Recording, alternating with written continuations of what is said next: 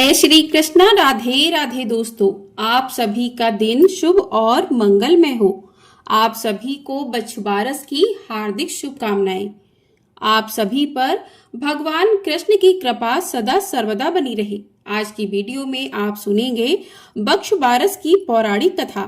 तो आप सभी हमारे साथ जुड़े रहिएगा और वीडियो को पूरा जरूर देखिएगा। हर साल श्री कृष्ण जन्माष्टमी के ठीक 4 दिन बाद और भाद्रपद मास के कृष्ण पक्ष की द्वादशी को बक्षबारस के रूप में या गौबत्स द्वादशी के रूप में मनाया जाता है। इस दिन विशेष दिन पुत्र की रक्षा के लिए, अपने पुत्र के सुखद जीवन के लिए माताएं इस व्रत को रखती हैं और इसे निसंतान स्त्रियां भी पुत्र प्राप्ति की कामना से रख सकती हैं। इस दिन पूरे विधि विधान से गौ माता के साथ साथ बछड़े की भी पूजा करने की परंपरा होती है। मान्यता है कि सभी देवी देवताओं का गौ माता में वास होता है और गौ और उसके बछड़े की एक साथ पूजा करने से भगवान श्री कृष्ण बहुत प्रसन्न होते हैं। उनका आशीर्वाद हमें प्राप्त होता है। आज के दिन जो भी लोग सच्चे मन से गौ वत्स द्वादशी की पूजा करते हैं, गौ माता की और बछड़े की पूजा करते हैं, उन्हें हर प्रकार की मनोकामना पूर्ति का आशीर्वाद प्राप्त होता है। तो अब सुनिए बक्षबारस के दिन सुनी जाने वाली पौराणिक कथा। प्रिय श्रोताओं, एक बार एक गांव में भीषण अकाल पड़ा। वहां के साहूकार ने गांव में एक बड़ा तालाब बनवाया, परंतु उसमें पानी नहीं आया। साहूकार ने पंडितों से पूछा उसका उपाय, तो पंडितों ने कहा कि तुम्हारे जो 2 पोते हैं उनमें से किसी एक की बलि दे दो तो पानी आ सकता है।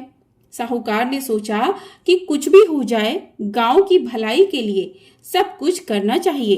कुछ सोचकर साहूकार ने बहाना करके बहू को उसके पीहर भेज दिया और उसके साथ एक पोते को भी भेज दिया जिसका नाम हंसराज था। एक पोते को अपने पास रखा जिसका नाम बक्षराज था। बड़े कड़े मन से और बड़े दुखी मन से गांव की भलाई के लिए, लेकिन बक्षराज की बलि उन्होंने दे दी। बलि देते ही तालाब में पानी भी आ गया। साहूकार ने तालाब पर एक बहुत बड़े यज्ञ का आयोजन करवाया, लेकिन किसी झिझक के कारण अपनी बहू को बुलावा नहीं भेजा। बहू के भाई ने कहा, बहन, तेरे यहाँ इतना भारी उत्सव हो रहा है, फिर तुझे क्यों नहीं बुलाया? मुझे तो बुलाया है और मैं जा रहा हूँ। तो बहू कहने लगी कि भाई, बहुत से काम होते हैं, इसलिए शायद मुझे बुलाना भूल गए होंगे। अपने घर में जाने में कैसी शर्म, चलो मैं भी तुम्हारे साथ चलती हूँ। जब बहू अपने घर पहुंची तो सास ससुर डरने लगे कि बहू को क्या जवाब देंगे। फिर भी सास कहने लगी, बहू चलो, बछबारस की पूजा करने के लिए तालाब पर चलते हैं। फिर दोनों सास और बहू ने मिलकर बक्षबारस की पूजा की। वहां सास ने कहा, बहू तालाब के किनार को खंडित कर दो। तो बहू बोली कि माँ, मेरे तो हंसराज और बक्षराज हैं, फिर मुझे किनारा खंडित करने के लिए क्यों कह रही हो? तो सास कहने लगी कि बहू, जैसा मैंने कहा है वैसा ही करो। बहू ने सास की बात मानते हुए किनारा खंडित कर दी और बोली कि आओ मेरे हंसराज, बक्षराज और लड्डू उठाओ। सास मन ही मन भगवान से प्रार्थना करने लगी कि हे कान्हा जी, हे बक्षबारस माता, मेरी लाज रखना। तब भगवान की और बक्षबारस माता की कृपा हुई। तालाब की मिट्टी में लिपटा हुआ बक्षराज और हंसराज दोनों ही दौड़ते हुए वहां आ गए। बहू पूछने लगी कि सासू माँ, ये सब क्या है? यह सुनकर सासू माँ ने बहू को सारी बात बता दी और कहा कि आज तो बक्षबारस माता ने और भगवान श्री कृष्ण ने मेरी लाज रखी है। आज भगवान की कृपा से सब कुछ कुशल मंगल है। हे बक्षबारस माता, जैसे आपने सासू माँ की लाज रखी, वैसे ही सबकी लाज रखना। खोटी की खरी, अधूरी की पूरी। जय श्री कृष्णा। ऐसी मान्यता है कि सभी देवी देवताओं और पितरों को यदि एक साथ प्रसन्न करना हो तो गौ माता की सेवा से बढ़कर कोई दूसरी पूजा नहीं है। गौ माता को बस आज के दिन एक ग्रास खिला दो तो वह सभी देवी देवताओं तक अपने आप ही पहुंच जाता है।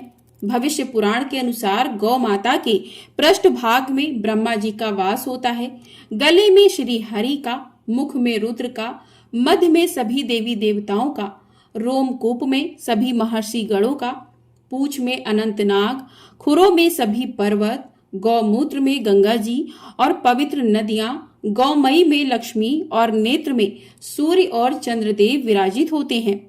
अब सुनिए गौबत्स द्वादशी यानी कि बक्ष बारस की व्रत कथा।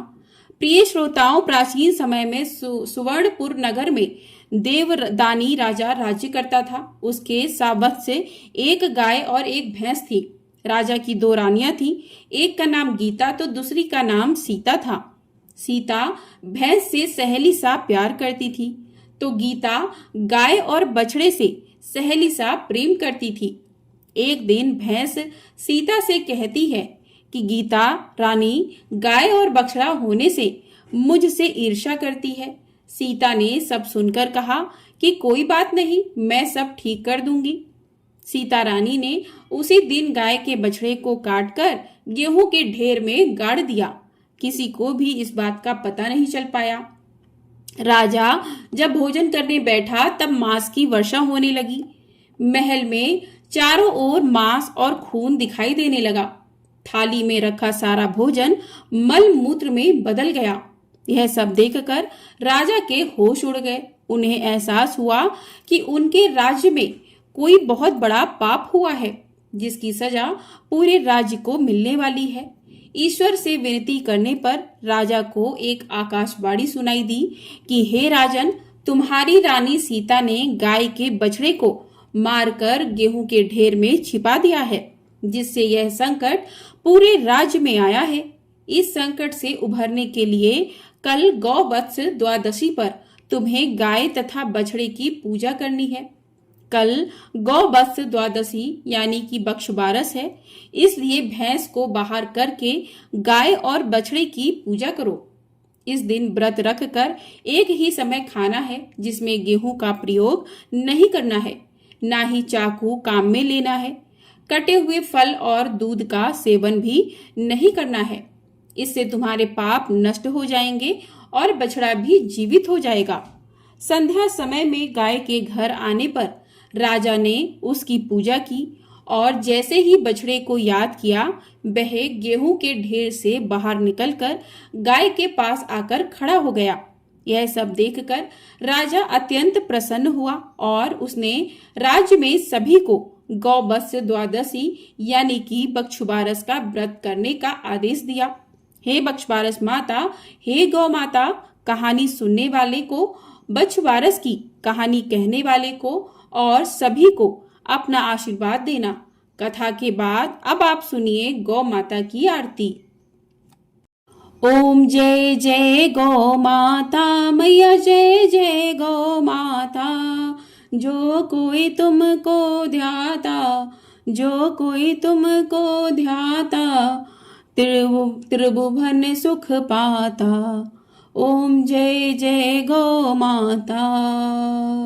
सुख समृद्धि प्रदायिनी गौ की कृपा मिले। जो करे गौ की सेवा, जो करे गौ की सेवा, पल में विपत्ति टले। ओम जय जय गौ माता।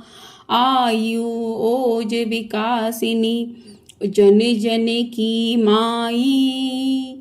शत्रु मित्र सुत जाने, शत्रु मित्र सुत जाने, सबकी सुखदाई।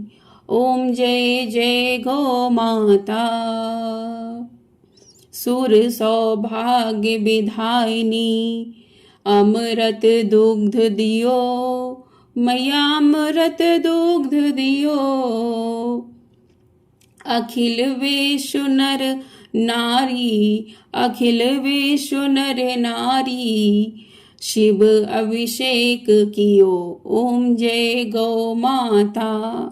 ममता मई मन भावनी, तुम ही जग माता, मैया तुम ही जग माता। जग की पालन हारी, जग की पालन हारी, कामधेनु माता। ओम जय जय गौ माता। संकट रोग विनाशनि, सुर महिमा गाही, मैया सुर महिमा गाई। गौशाला की सेवा गौशाला की सेवा संतन मन भाई। ओम जय जय गौ माता। माँ गौ की रक्षा हित हरि अवतार लियो, मैया हरि अवतार लियो। गोपालक गोपाल गोपाल गोपाला शुभ संदेश दियो। ओम जय जय गौ माता। श्री गौ माता की आरती जो कोई सुत गावे, मैया जो कोई सुत गावे। पदम कहत वे तरणी, पदम कहत वे तरणी, भव से तर जावे। ओम जय जय गौ माता। ओम जय जय गौ माता, मैया जय जय गौ माता। जो कोई तुमको ध्याता, जो कोई तुमको ध्याता, त्रिभुवन सुख पाता। ओम जय जय गौ माता। प्रेम से बोलिए गौ माता की जय। प्रेम से बोलिए भगवान श्री कृष्ण कन्हैया लाल की जय। प्रिय भक्तजनों, आपको यह कथा और आरती पसंद आई हो तो वीडियो को लाइक कीजिएगा, शेयर कीजिएगा और कमेंट में गौ माता और श्री कृष्ण भगवान की जय जरूर लिखिएगा। और चैनल पर नए हैं तो चैनल को भी सब्सक्राइब कर लीजिएगा, जिससे आपको हमारे चैनल पर आने वाली सभी वीडियो समय से प्राप्त हो सकेंगी और आप सभी वीडियो का, सभी कथाओं का रसपान कर सकेंगे। तो हरे कृष्णा, राधे राधे। गौ माता की कृपा सभी पर इसी प्रकार से बनी रहे, क्योंकि गौ माता में 36 करोड़ देवी देवताओं का वास होता है। तो गौ माता की सेवा करने से सभी देवी देवताओं का आशीर्वाद प्राप्त होता है। प्रेम से बोलिए गौ माता की जय।